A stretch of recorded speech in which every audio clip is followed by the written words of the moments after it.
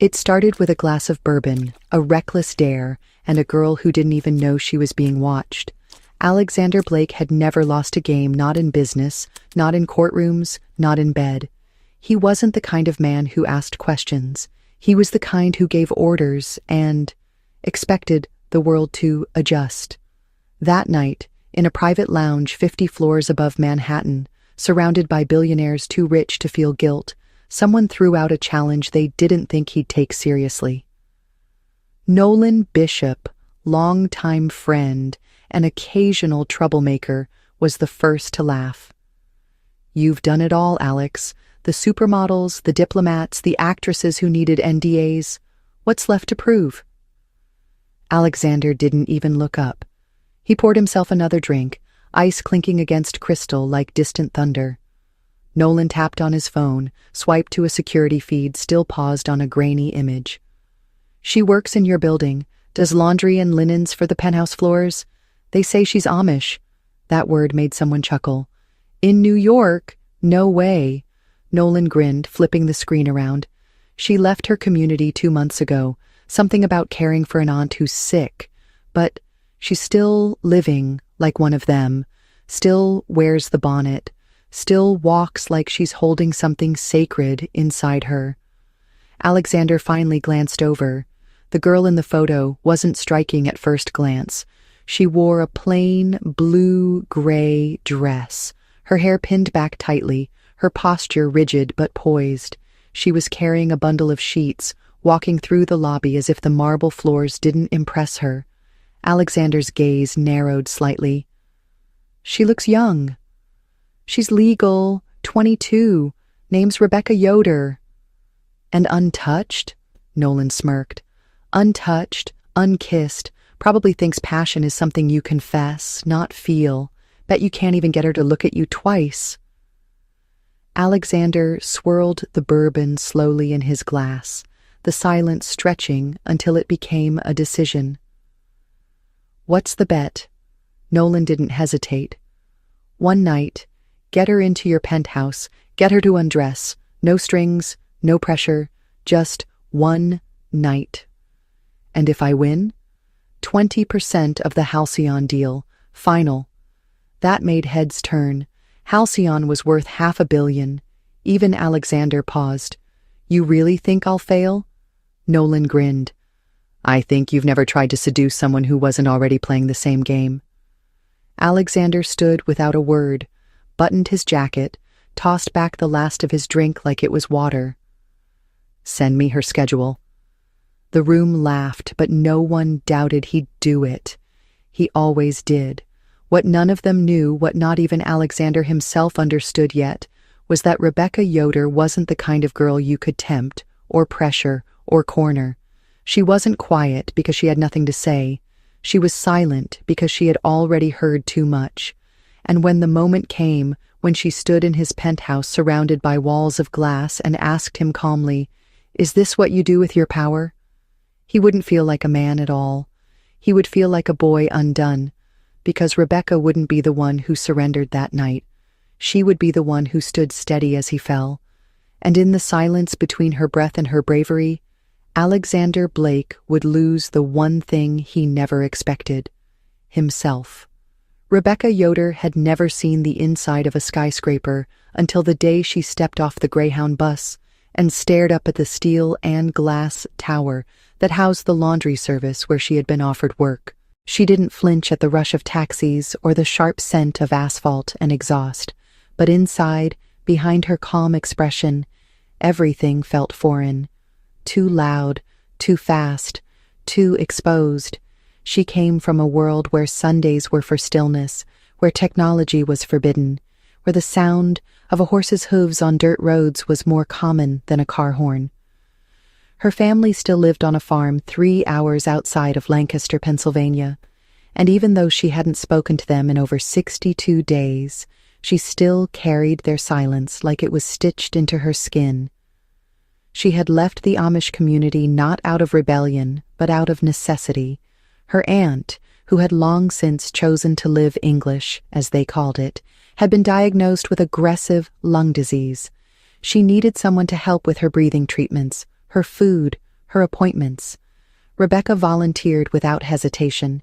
She had always been the quiet one, the one who helped before she was asked, the one who made quilts and read by candlelight and hummed hymns instead of dancing. She wasn't naive.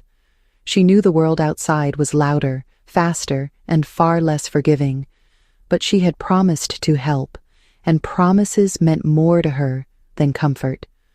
When her aunt passed 3 weeks after Rebecca arrived, she stayed. Not because she had nowhere else to go, her family would have welcomed her back, eventually, but because something about the noise and speed of the outside world had begun to awaken something she hadn't known was asleep. Curiosity, not for sin or vice, but for possibility. She didn't want to be invisible her whole life. She didn't want to marry a man because her bishop approved. She didn't want to wake up at 50 and wonder who she could have been, so she kept the clothes, wore the simple dress, kept her hair covered, but she found a job through a local community center, laundering and pressing linens for luxury clients in Midtown Manhattan. The work was honest. Her hands ached at night. She earned enough to pay for a rented room in Queens, and even a little more to buy secondhand books, ones she hid in a drawer so the other women at the boarding house wouldn't ask questions. She liked poetry. She liked knowing the world had things to say that weren't sermons. Rebecca didn't look people in the eye when she walked, not because she was shy, but because she had been taught that humility meant not inviting attention. And yet, attention always found her. Her presence had a kind of quiet force. In a world full of noise, silence became its own rebellion. Alexander Blake noticed her first on a Monday evening. He was walking through the service corridor on the 30th floor, taking a shortcut while on a call. She was wheeling a cart of folded sheets down the opposite end. He saw only her back at first, the way she walked, straight and unhurried, like she wasn't rushing to prove anything. When she passed him, she didn't look up. No reaction, no recognition, just a slight nod, polite, firm, gone in an instant. He wasn't used to that. Everyone looked. Everyone smiled or blushed or whispered, but she kept her eyes on the hallway, like she had decided long ago not to let anyone see what was behind them. He didn't ask about her immediately. He had other things to manage: board meetings, mergers, the Halcyon deal, but something about her stayed in his mind, a shadow he couldn't shake. Later that week, he asked Nolan, casually, about the laundry staff rotation. Nolan had access to everything. The moment he pulled up her file and said the word Amish, everything clicked. That was why she felt different, not just innocent, untouched in a way that wasn't about sex, untouched by ambition, untouched by the poison of wanting to be seen. Alexander had grown up surrounded by power. His father was a brutal man, a financier who believed in control above all else. Emotions were weaknesses, feelings were liabilities. As a boy, Alexander had learned to listen before he spoke, to read before he trusted, and to strike before anyone saw the opening. He had become a billionaire by 29, built Blake and Rowe from nothing but a vision and a willingness to burn bridges before crossing them. He didn't do romance. He didn't believe in soulmates. He believed in leverage. But lately, even leverage bored him.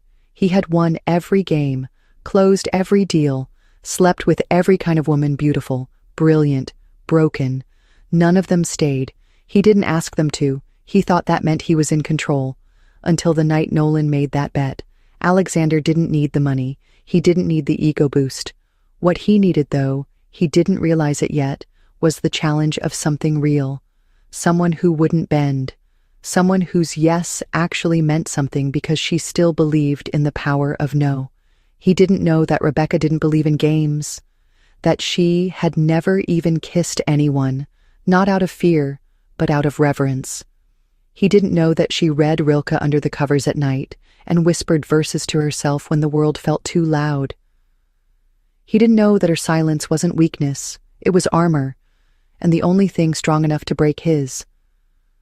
But he was about to find out, because the first time he spoke to her, She looked him in the eye with a stillness that made his chest tighten. She didn't smile, she didn't tremble, she simply said, "If this is some kind of game, I hope you're ready to lose." Alexander had never been told no without it sounding like a challenge, but the way Rebecca said it, soft, steady, without edge or flirtation, landed like a door quietly shutting. And still, he couldn't stop thinking about her, not because she resisted him, but because she didn't even seem to register him as something to resist. She wasn't immune to his charm, she just lived in a world where charm didn't mean anything. Over the next few days, he saw her more than he should have, passing in the lobby, loading laundry carts into service elevators, always with her head down, her focus tight, her movements precise, no makeup, no heels, no game. He caught himself checking the time she arrived and adjusting his schedule to cross her path. It was stupid. He had a deal with the Koreans on the verge of collapse, a startup founder threatening to back out. His calendar was packed, but his mind kept drifting. He approached her again in the service corridor late Thursday. She was folding sheets on a long steel table, her hair tied back neatly, hands moving with the quiet confidence of repetition. He leaned against the wall. "Do you ever get tired of doing the same thing over and over?" She looked up once, briefly, then returned to folding. "It's honest work," she said. "That doesn't answer the question." "I don't think the question was honest," she replied. "You didn't come here for conversation." He smirked, but it faded fast. "Maybe I did." She paused, her fingers still on the edge of a sheet. "Why?" He hesitated. "You intrigue me." "That's not a reason," she said. "That's a word men use when they're bored and trying to feel something." That caught him off guard. She didn't say it with judgment, just clarity, as if she had already taken the measure of him and found it irrelevant. "What do you see when you look at me?" he asked. She looked at him then, really looked. A man who's used to being the center of every room, who's never been ignored long enough to wonder if he deserves the attention. He didn't know what to say to that, so he left. For the first time in years, someone walked away from him without trying to follow. That night, he lay in his penthouse bed and stared at the ceiling, the city lights pouring in through floor-to-ceiling glass. He wasn't angry. He was curious, not the kind of curiosity that made him want to possess her, the kind that made him want to understand what it meant to be so unshaken in a world designed to break people. The bet wasn't forgotten. Nolan asked him 2 days later if he had won yet. Alexander didn't answer, because it didn't feel like a game anymore. It felt like standing in front of something sacred with dirty hands. He started staying late in the office, not because of work, but because Rebecca's shift usually ended after midnight. He never admitted it to himself, but every time he heard the squeak of her cartwheels down the hall, he felt something settle in his chest, like quiet returning to a room after too much noise. One night, a sudden thunderstorm rolled over Manhattan. The city flickered with lightning. Elevator service froze temporarily on the upper floors. Rebecca was stuck on 49. He found her by accident, or maybe not, seated near a window, watching the skyline light up with each flash. She didn't move when he entered, just glanced over and said, "It's beautiful from this high." He nodded, taking a slow step forward. Most people don't notice. They're too busy looking down. Or at themselves, she added. He sat in the chair beside her, not close, not touching, just near. They didn't speak for several minutes. Just silence, shared, not awkward, not empty. It had shape. When he finally spoke, his voice was lower. "I wasn't supposed to notice you." "I wasn't trying to be noticed," she replied. "That's probably why I did." She looked at him carefully then. "You're not who I expected either." "And what did you expect?" "More arrogance. Less quiet." He exhaled, a slow breath he hadn't realized he was holding. "What if I told you the bet was real, that I stood in a room full of men and said I could take your innocence in one night?" She didn't flinch, just stared at him with the same steady gaze. "I'd believe you." "You're not angry?"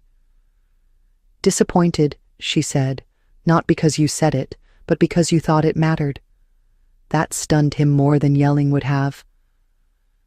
"And what would matter?" She didn't answer right away. "Seeing me, not what you can take, not what I can give, just seeing me, like I'm not here to fix something broken in you." He wanted to reach for her then, not to touch, just to feel her presence closer, but he didn't. Instead, he asked, "And what do you see in me?" She was quiet a long time. Then she said, "A man who's trying to remember who he was before he became the person people expect him to be." Something inside him cracked open. It wasn't love, not yet, but it was the beginning of surrender. That weekend, he didn't go to his Hamptons house. He stayed in the city, wandering, thinking. Monday morning, he saw her again in the lobby. She was coming in early, her dress slightly damp from rain, her hair pulled back tighter than usual. He said nothing, just opened the door for her. She blinked, surprised. "You don't have to do that," she said. "I know," he replied. "That's why it matters." They began talking more after that, quiet moments in hallways, shared glances in the laundry room.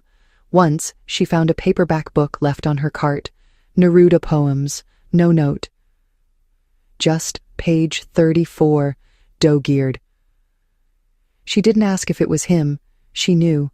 He never pushed, never flirted, just watched, learned. She didn't know how deeply he was unraveling, that he was beginning to look forward to silence, that her calm was becoming an anchor. She didn't know that his heart sped up every time she said his name, not like a servant, but like a person who didn't owe him anything. One night, the elevator stalled between floors during a test reset. Just the two of them inside. He laughed softly. "Trapped with me. Must be your nightmare." She didn't smile. "I don't mind silence." "Even mine?" "Especially yours," she said. He turned to her then, fully, for the first time. Not with intention, not with control, just with something raw in his eyes. "Rebecca," he said, voice barely above a whisper. "I never wanted this to be a game, not after I met you. I thought I could win something, but the truth is, I've never been more willing to lose." She stepped closer, not much, just enough. Her voice was steady. "You can't take something I haven't given." "Then why are you still here?" he asked. She looked at him with a softness he hadn't earned yet, but desperately wanted to. "Because I want to be seen, not stolen." When the elevator doors opened, neither of them moved for a full 3 seconds. That silence said everything they couldn't. That night, Alexander couldn't sleep. He stood at the window of his penthouse, watching the city that had always made him feel invincible. Now, it just felt quiet, and he wasn't afraid of it anymore. He knew, deep in his chest, that the bet was over. Not because he had lost, but because something far more dangerous had happened. He had surrendered. The shift came slowly, not in a single moment, but across small gestures and quiet acknowledgments. Alexander no longer waited for Rebecca to speak first. He didn't need her to prove anything. He had started learning her rhythm, the way she nodded slightly when thinking, the way her hands moved in prayer even when she wasn't aware. It was Monday evening when she brought him coffee, something she had never done before. Not because it was her job, it wasn't, but because she had overheard a conversation with his assistant about a meeting running too long. He looked at the cup, then at her, and said nothing for a long beat. Then quietly, "Thank you." She didn't reply, just turned and left. The next morning, he asked if she'd walk with him during his lunch break. No driver, no bodyguards, just him in a dark sweater and jeans, a rare choice for a man whose closet could rival a designer showroom. She said yes. They walked 2 blocks in silence. Then she said, You don't look like yourself today." He glanced down at his clothes. "Maybe I'm trying not to be. Or maybe you're finally being." That stuck with him. They passed a florist's cart on the sidewalk. Without thinking, he bought a single white daisy and handed it to her. "Why a daisy?" she asked. "Because it doesn't try too hard." "Like me?" she teased. "Like truth," he said. "It just exists." Later that afternoon, he was called into a crisis meeting with the board. He nearly forgot about the flower until he found it pressed between the pages of a book she left for him the next day. Rebecca didn't flirt, she didn't play games, but she left pieces of herself behind like small anchors, and Alexander, once master of strategy, found himself lost in the calmest storm he'd ever known. That Friday, she didn't show up. Her supervisor said she called in sick. It shouldn't have mattered. She wasn't his. She wasn't part of his world.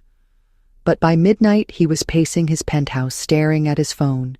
He didn't even have her number. All he had was the sense that something was missing. The next morning, he went to the hotel basement, not the penthouse, not the executive office, but the janitorial floor. He knocked once on the staff break room. The door opened slowly. Rebecca stood there, surprised. "I'm sorry," she said quickly. "I wasn't expecting—" "You weren't at work." "I wasn't feeling well." "You still aren't," he said, looking at her pale face. "Can I come in?" She hesitated, then stepped aside. The room was small, 2 metal lockers, a microwave, a Bible on the shelf. A folded quilt on the bench told him she had been sleeping here some nights. He sat on the bench, silent. Then finally, "Why didn't you tell me?" "Because it's not your burden." "Then make it mine," he said. She looked at him, then down at her hands. "My father left when I was 13. My mother died a year later. The community raised me. I did what I could. I never went to high school, never had a phone, never kissed anyone. The bishop's family offered to marry me into theirs. I ran. I didn't want to be chosen. I wanted to choose." He listened without moving.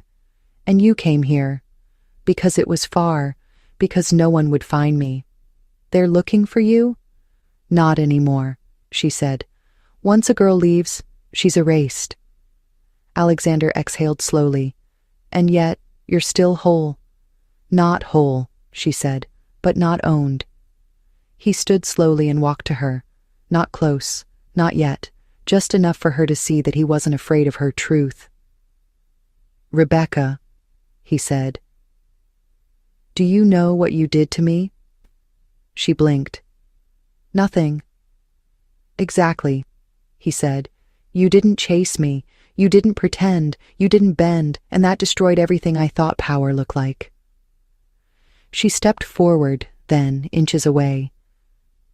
"And what does it look like now?" "You," he said simply, "telling the truth in a world that rewards lies." They stood there, the air between them charged and quiet. Then she asked, "Would you still want me if there were no bet? No dare? No chase?" "I only want you," he said, "because there was nothing to win." She reached up, touched his cheek with her fingers, soft, trembling.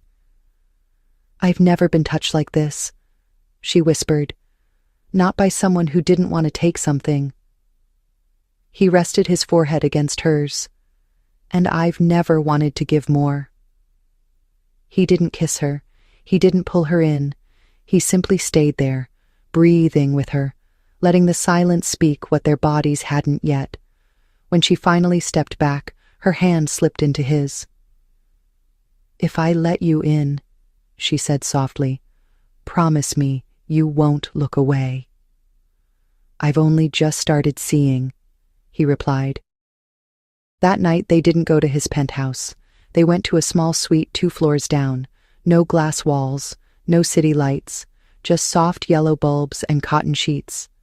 She undressed slowly, not with fear, not with hesitation, but with something closer to defiance, as if to say, "This is me, no veil, no filter, no shame." And when he saw her, he didn't smile or groan or gawk. He breathed, just breathed like he hadn't realized he'd been holding his breath for years. She was not perfect, she was real. Soft in places she didn't know how to love yet, strong in the places life had hardened. He undressed too, but slowly, as if peeling away decades of ego. There were no moans, no fireworks, no performance, just reverence. When his hands touched her waist, he paused. "You can stop me any time," he said. "I won't," she whispered. "I'm not afraid anymore." He kissed her shoulder, then her ribs, then the scar near her knee she had once been ashamed of. When their bodies met, it was like two pieces of a story that had waited years to find the same page. There was no rush, no agenda, just presence. Afterward, she lay curled against him, her breath quiet, her hand resting over his heart. "What happens now?" she asked.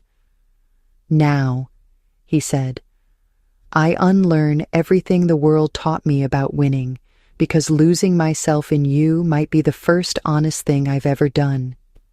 They didn't sleep. They just lay there, two strangers who had become something sacred. In the morning, he woke to find her already dressed, sitting by the window, wrapped in the hotel blanket. "You left the door open," he said, "because I didn't want you to think I was hiding." "You never have," he said, rising. "It's me who's been hiding all this time." Later that day, he canceled every meeting. He told his assistant to clear the week. Then he took Rebecca to the flower district. They didn't buy anything. They just walked, and he watched her as she studied every bloom like she hadn't been allowed to choose beauty before. At one point, she looked back at him and said, "You're still in a suit." "It's who I was," he said. "I'm not sure who I'll be now." She smiled softly. "Whoever you become, don't let the world steal it again." And he nodded, because in her he had found the courage to surrender. The morning after, something had shifted not between them, but around them. The air felt heavier, like the world outside that hotel room knew something sacred had occurred and was preparing to take it away. Alexander had barely touched his phone in 12 hours. That alone would have shocked his board into silence. But now, as Rebecca stood near the window, the sunlight soft against her skin, he realized nothing on his calendar mattered more than the way she looked when she believed she wasn't being watched. She hadn't spoken much since they left the flower district. She didn't need to. Her presence filled spaces words never could. But silence had its limits, and outside that room, reality had teeth.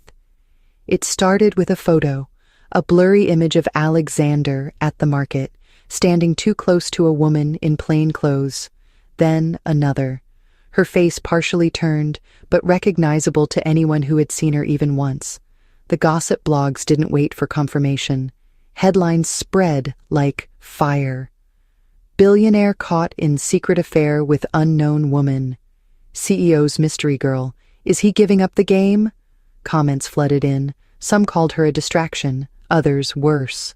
The cruelest ones said she was playing innocent, using her simplicity as a strategy.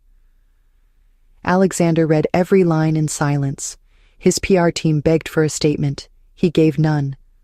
Because what could he say? That she wasn't a game? That she had undone years of carefully constructed detachment without even trying?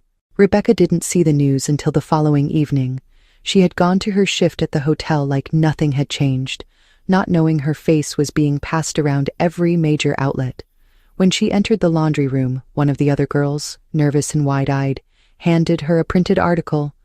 Rebecca read in silence, her lips parting, but no sound coming out. Then she folded the paper slowly and walked out. Alexander found her standing outside the staff entrance, arms wrapped around herself. Her first words weren't questions. They weren't accusations. They were worse. "You told me you'd protect this." His throat tightened. "I didn't tell them anything." "But they knew," she said, her voice low, trembling. They found me. They used me.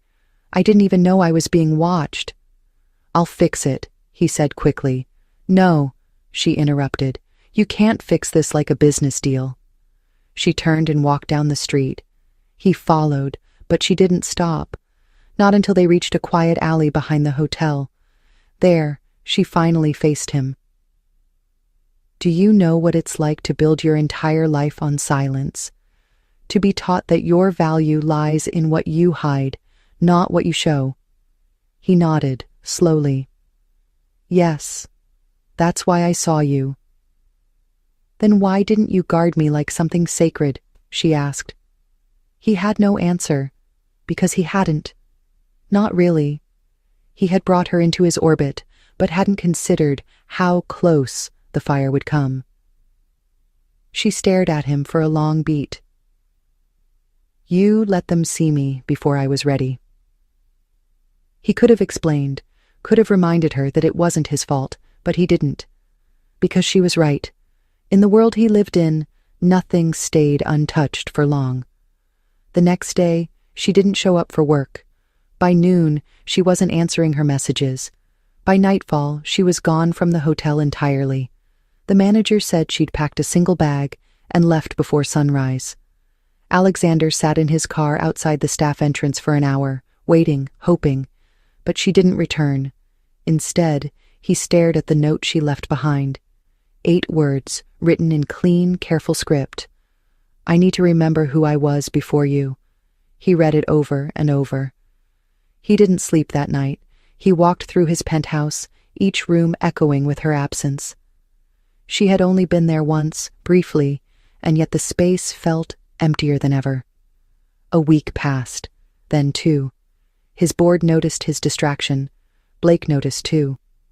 You really let her walk away? He asked during a late-night meeting. Over what? A few rumors? Alexander didn't respond. Blake continued. You said it yourself. She was a dare, a challenge, nothing more. That was before, Alexander said quietly. Before what? Blake asked. Before she changed everything. The second week, Alexander disappeared from the press. No parties, no events, just silence. The gossip blog speculated he was hiding from scandal. Others said he was off the grid to manage fallout. But the truth was simpler. He wasn't hiding. He was searching. Her records were minimal. No phone, no bank account, no ID under her current name. The only clue he had was a single line she had once whispered in his bed. I used to draw by the river when I was a girl. He took that memory and followed it. 3 hours north of the city, near a small Amish settlement now quiet and half-deserted, there was a river. And by that river, a church converted into a community center, long since abandoned. That's where he found her, sitting on the porch steps with a sketch pad on her knees and her hair tied back in a simple braid. She didn't look up when he approached. You came, she said. Of course I did, he replied. I didn't know if you would. I didn't know if I deserved to, he said. She turned then, her eyes unreadable. You don't have to apologize. You just have to understand. I do, he said. Now more than ever. She studied him. Why now? Because I've seen what life feels like without you in it, he said. And it's quieter, but not in a peaceful way. It's empty. She stood slowly, her sketchpad falling closed. I didn't leave because I stopped feeling, she said. I left because I started to. And what are you feeling now? He asked. She stepped closer, like maybe I'm not the only one who was learning how to trust. They didn't kiss. Not then. They just stood close, the distance between them shrinking not by force, but by choice. That night, he didn't drive back to the city.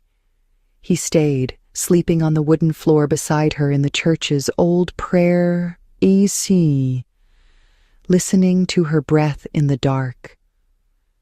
She talked in whispers, about her childhood, about leaving, about why she had never let anyone touch her, not because she feared them, but because she feared what she'd feel afterward. "With you," she said quietly, "I didn't feel smaller.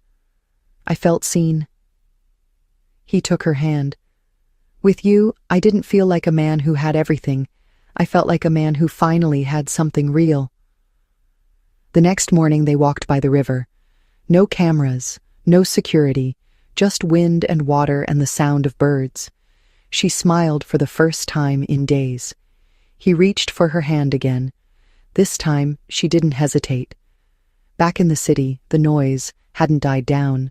But Alexander didn't care. He made a statement not through PR or interviews, but through action. He brought her back to his world, not hidden, not ashamed, but by his side. When reporters asked about her, he said only one thing: "The woman you called a mistake is the only decision I've never doubted." He introduced her at his next shareholder dinner. She didn't wear designer, she didn't wear makeup, she wore a simple dress, her hair in a braid, and stood taller than anyone else in the room. When the whispers began, she didn't flinch, because she knew who she was now. Not just a girl who had left everything behind, but someone who had stepped into her own story. Not because someone saved her, but because someone finally saw her and chose not to look away. It should have been enough. Standing by his side, no longer hidden, no longer misnamed. She had returned, and the world had seen it. But life wasn't that generous. And love, when real, didn't always shield you from consequence. 2 weeks after Rebecca stepped back into Alexander's world, a story dropped not on gossip blogs this time, but on a legacy outlet. A long-form piece titled "The Man Who Took the Amish Girl." It was worse than anything before, not because it was sensational, but because it was calculated. Photos of Rebecca's old home, interviews with distant relatives she hadn't seen in years, phrases like purity culture and exploitation printed in cold black ink. One headline read, "Is this a romance or a reckoning?" She read every word in silence, sitting on the edge of Alexander's leather couch, the same place where she had once curled up beside him without fear. But now the silence felt different. It wasn't theirs. It was the world's. He walked in 10 minutes later, saw the screen on her tablet, and froze. "I didn't know it would go that far," he said. "I didn't think they'd find your past." She looked up. "You didn't think they'd care because you never had to hide from anything." He stepped closer, but she didn't move. "You said I could trust you with this," she continued, her voice tight. "You said what happened between us wouldn't make me small." "It didn't," he replied. "It made everything else feel small by comparison." "Then why does it feel like I'm being erased by your presence?" she asked. "Why is the world more interested in who I was before you touched me than who I've become since?" He had no answer, not a real one. Because the world didn't care about growth. It cared about spectacle. And the quiet girl from the farmland who had once walked barefoot to Sunday prayer had now become the punchline to a billionaire's latest headline. "Do you regret it?" he asked softly. "Not you," she said after a long pause, "but I regret not protecting myself from what loving you would cost me." He reached for her hand. "Then let me protect you now." But she pulled away. "That's the problem," she said. "I don't want to be protected like a secret. I want to be respected like a partner." She stood, grabbed her coat, and walked to the door. "Where are you going?" he asked. "Back to who I was before all this taught me how cruel the truth could be," she answered.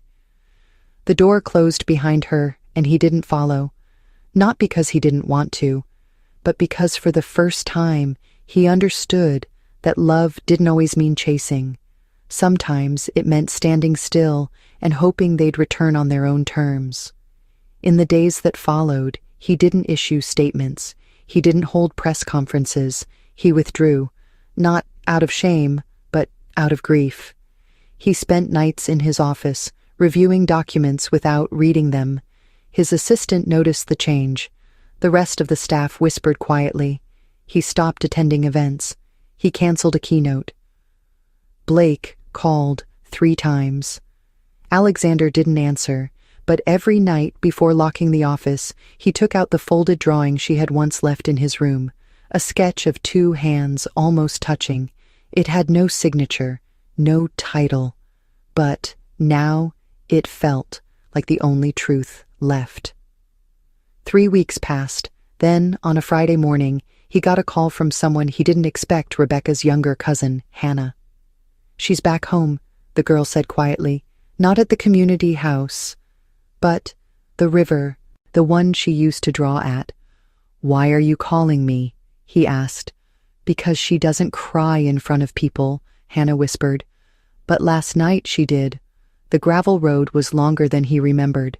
The trees looked taller, like they were guarding something sacred. When he reached the bend near the water, he saw her, sitting on the edge of the dock, legs crossed, hair loose in the wind, a notebook in her lap. She didn't look up when he stepped onto the wood, but she didn't flinch either. "You found me," she said. "You wanted me to." "Not at first," she admitted. "At first I wanted to disappear." He sat beside her. "Then why are you still drawing?" "Because disappearing isn't the same as erasing." They sat in silence for a long moment.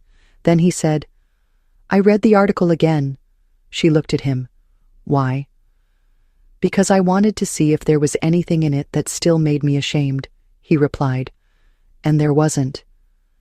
"Not even how they described me?" she asked. "Especially how they described you," he said, "because they only saw a girl they didn't understand. I saw the woman who taught me how to see in the first place." She looked at him, not with anger or sadness, but something deeper, a guarded hope. "You still want me?" she asked. "Not for protection, not for distraction, but for partnership?" He reached into his jacket pocket and pulled out a small folded page. It wasn't a contract. It was the original sketch, but now the hands touched, just barely. Her breath caught. "You redrew it?" "No," he said. "I just filled in the truth." "And what truth is that?" she whispered. "That I don't want a world where you have to hide just to be with me," he replied. "I want a world where you're beside me because you choose to be." "And if I say yes?" she asked. "Then I'll spend every day proving I'm not the man who mistook you for something I could control." He answered, "I'll be the one who earns the right to stay." She said nothing for a long time. The wind rustled the trees. The river moved quietly. Then she reached for his hand and held it. Not tight, not desperate, just honest. "I don't need the city," she said, "but I need to know that I won't be lost in it again." "You won't be," he promised, "because I won't let you fade." The next day they returned to the city, not in secret, not in fear. This time they walked into the building together, no disguises, no avoidance. When a reporter asked, "Is this the girl from the headlines?" Alexander said calmly, "No, this is the woman I almost lost because I forgot that the truth deserves more than silence." He didn't put her back in a box. He didn't give her a desk in the corner or assign her a title to justify her presence. Instead, he offered her something better, a gallery. A space in the city where young artists could draw without judgment, create without limitation. And at the front of the gallery, a plaque with her name. Rebecca, the one who reminded us that some things aren't meant to be understood, only seen. 6 months later, the city had moved on. The headlines had faded, but inside that gallery, something permanent bloomed. Art, love, memory, and in the center of it all, a girl who was once mistaken for something she wasn't now fully herself, and beside her, the man who had once bet he could take everything she had, only to discover she was the one who gave him something he never knew he needed. It didn't end in fireworks. There was no cinematic kiss on a rooftop, no viral photo to reclaim her name. What they had now was quieter than all of that, but stronger too. It began with a morning like any other. Rebecca stood by the wide windows of the gallery, sunlight catching the curls of her hair, her hands smudged with charcoal from a sketch she hadn't finished yet. Alexander leaned against the doorframe, coffee in hand, watching her in silence. Not the kind of silence they used to weaponize against the world, but the kind that felt like home. "You're up early," she said without turning. "I never really sleep when you're not beside me," he replied. She smiled faintly, still not looking. "That's unhealthy." "That's true," he said, walking closer. "But it's honest." She finally turned to face him. "You never liked honesty before." "No," he agreed, "I didn't. But you made it feel like a relief, not a risk." She studied him, that look in her eyes still equal parts wonder and wariness, as if part of her still didn't believe he could be real, or stay real. "I used to think being seen would ruin me," she said, "but now I know being misunderstood is worse." He took the coffee from his hand and placed it on the table beside her. "I see you," he said simply. Not the headlines, not the body they tried to strip of dignity, not the mistake that brought us together, just you, with the quiet voice that doesn't need to shout to be heard. "And who are you now?" she asked almost playfully. "Still the man who bet he could break a girl like me in one night?" "No," he said, stepping close enough to feel her breath. "I'm the man who spent one night losing every part of his arrogance and never wanted it back."